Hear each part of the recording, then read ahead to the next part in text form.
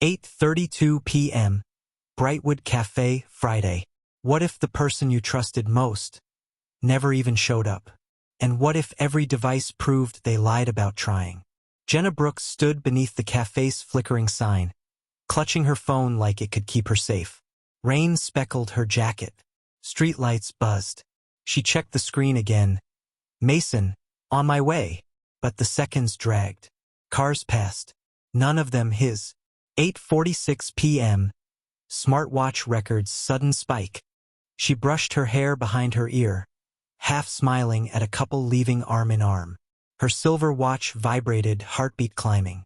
The camera above the awning caught her glancing left, then freezing. Someone or something had pulled to the curb, headlights off. And then, just like that, she wasn't there. Main suspect, Mason Clark. At 9:03 p.m., Mason's car GPS still hadn't moved. Not an inch. Detectives later said, "You can fake words, but you can't fake time." So if Mason never left his driveway, who did Jenna walk toward that night? Have you ever felt it? That quiet heaviness before something breaks? That morning, Jenna's coffee went cold before she even touched it. Rain tapped against the kitchen window like a clock counting down. She stared at her phone. A message half-typed, never sent. Timestamp, 7:12 a.m. The day she vanished. To everyone else, she looked fine. Laughing at breakfast with her mom. Tying her hair the same way she always did. But the people who loved her missed the small details. The way her smile lingered a second too long, as if she was memorizing the moment. That afternoon, she packed her sketchbook, her earbuds, and her favorite blue scarf. Nothing unusual, except she'd never go anywhere without texting, "Be back soon." This time, she didn't. Last seen leaving home, 2:46 p.m. Her best friend later said Jenna had been distant that week. Not sad, just different. She kept asking strange questions like, "Do you think people know when something's about to happen?" There's one last photo of her, standing by the bus stop, the wind catching her scarf, eyes fixed somewhere beyond the lens.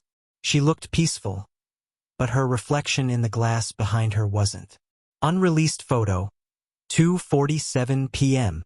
That image would later become evidence, because hidden in that reflection was the faint outline of someone standing too close. And from that moment on, nothing about Jenna's life, or her last day, would ever make sense again. What if the last photo you took captured the person who took you? Investigators zoomed in on the reflection behind Jenna. A faint silhouette, blurred by drizzle, standing just inches from her. Too close for coincidence. Timestamp, 2:47 p.m. Reflection analysis. At first, her family thought it was a passerby. But when detectives enhanced the image, the figure's jacket had the same torn cuff seen on a man caught on traffic camera footage near the bridge an hour later. Possible match, unknown male, 3:38 p.m. Jenna's friend Kaylee remembered something else that day. A white car parked across the street, engine idling, windows tinted so dark you couldn't see a face. She thought it was delivery, until she saw it again 2 days later. Same car, same spot, but Jenna was already gone. Recurring vehicle, white sedan, no plates. That evening, when police retrieved Jenna's phone from her room, there was a half-recorded voice memo, only 3 seconds long. A breath, a whisper, then silence. Experts slowed the audio, and faintly, beneath the static, a male voice said something chilling. "You shouldn't have come alone." Recovered audio, 4:02 p.m. The sound was traced to an open field near the old train bridge. And under the oak tree where the signal last pinged, they found footprints, one set leading in, none leading out. Location found, Ravenwood Bridge Field. Who was waiting there that afternoon? And what did Jenna walk into when the world thought she was just taking the bus home? Why do some places feel like they remember what happened, even when no one else does? When detectives reached Ravenwood Field, the air felt still. No birds, no wind, just the hum of tension that comes after a storm. Her umbrella was found folded neatly beside a muddy path, as if she'd paused for a second, then vanished mid-thought. Location: Ravenwood Field, 4:11 p.m. The ground told its own story. 2 sets of footprints, Jenna's smaller, steady steps, and another pair heavier circling hers. But what chilled investigators most was the distance between them, closing with every step. They found a single headphone half buried in the mud. Music was still playing when they picked it up, a haunting piano loop titled "Stay Until Tomorrow." Recovered item: Jenna's headphone, audio still playing. That same song had been on repeat for hours before her phone went dark. Who was she waiting for? And why didn't she run? Her phone's flashlight had been left on, aimed toward the woods. The last frame in her camera roll showed nothing but branches, until investigators enhanced it. Between the trees, a faint outline. A face. Watching her. Enhanced image. Unknown observer, 4:12 p.m. When they measured the distance, that figure was standing less than 20 feet away. Close enough to see her eyes. Close enough to whisper her name. But the strangest part wasn't what they found. It was what they didn't. No signs of struggle. No dropped belongings. Just silence. As if the field itself swallowed her story whole. And one detective said quietly that day, "It's like she met someone she knew, and trusted them enough to stay." Who could Jenna have trusted enough to walk into the quiet and never come back out? What if the person you trust with your life was the one who took it from you? 2 days after Jenna vanished, her best friend Kaylee came forward with something she'd been too afraid to say earlier. Jenna had been texting someone secretly, a name saved under Aiden's study partner. But there was no Aiden enrolled at her college. New lead, unknown contact. Aiden, last message, 4:09 p.m. The last message Jenna sent him read, "I'm here. Please tell me this is still okay."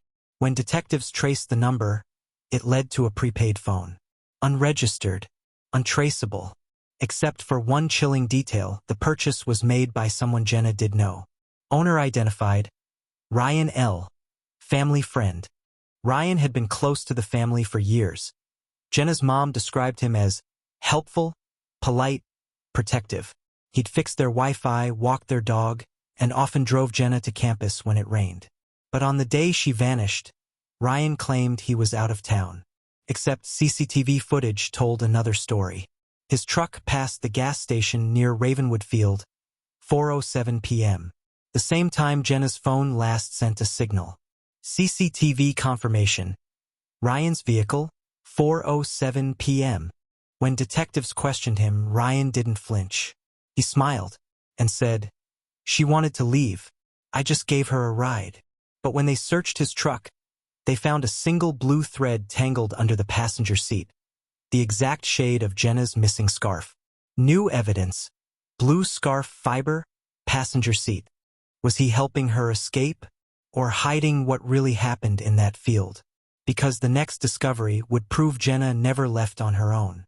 What if the only proof of someone's last moment was something they never took with them? Forensics confirmed it. The blue thread in Ryan's truck was identical to the one from Jenna's scarf. The same weave, the same fiber pattern.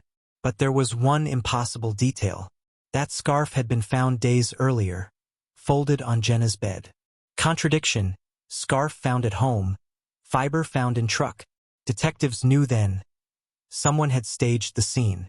Someone wanted it to look like Jenna came back home after she vanished. But why? Inside Ryan's phone records, another anomaly surfaced. Between 4:15 and 4:17 p.m., 2 short calls were made to an unknown number, both lasting under 5 seconds.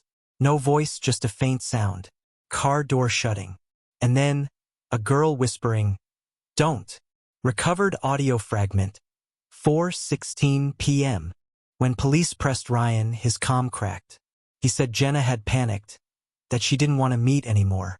But his story fell apart when they compared cell tower data. His phone and Jenna's had been in the exact same 200-foot radius.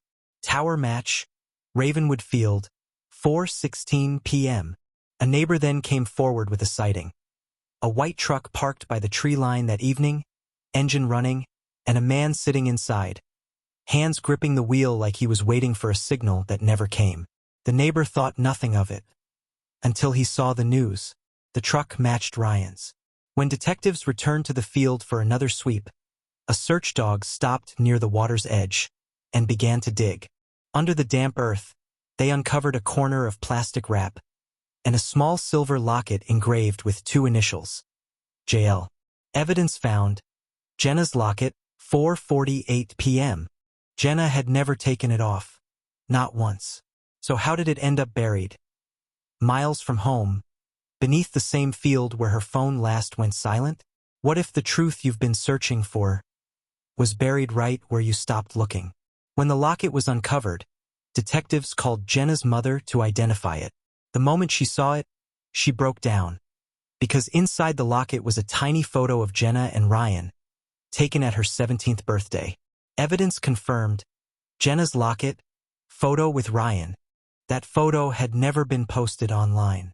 Only Jenna and Ryan knew it existed. The breakthrough came when forensics lifted a faint fingerprint from the inside of the locket's clasp. Ryan's. Fingerprint match, Ryan L. Confronted with the evidence, Ryan's composure finally cracked. He confessed, but what he said left everyone frozen. He claimed Jenna had discovered something she wasn't supposed to see. Something about him. And when she threatened to tell someone, he said, "I didn't mean to hurt her. She just stopped breathing." His voice broke as he said it. Then silence. Confession recorded. 10:02 p.m. The field was searched again, this time deeper, and beneath the same oak tree where her phone last pinged, they found her, peaceful as if asleep, the blue scarf gently folded beside her. Case closed. Jenna Lawrence, age 19. But the question that haunts investigators even now isn't how she died. It's why she trusted him enough to meet that day. Some stories don't end with justice. Some end with a silence that never stops echoing. Jenna's story is one of them. And somewhere, in that quiet field, her music still plays, looping endlessly on her old phone, the song titled "Stay Until Tomorrow." In memory of Jenna Lawrence. If the story gripped you, remember her. And for more true stories that stay with you long after they end, subscribe to The Veil of Secret.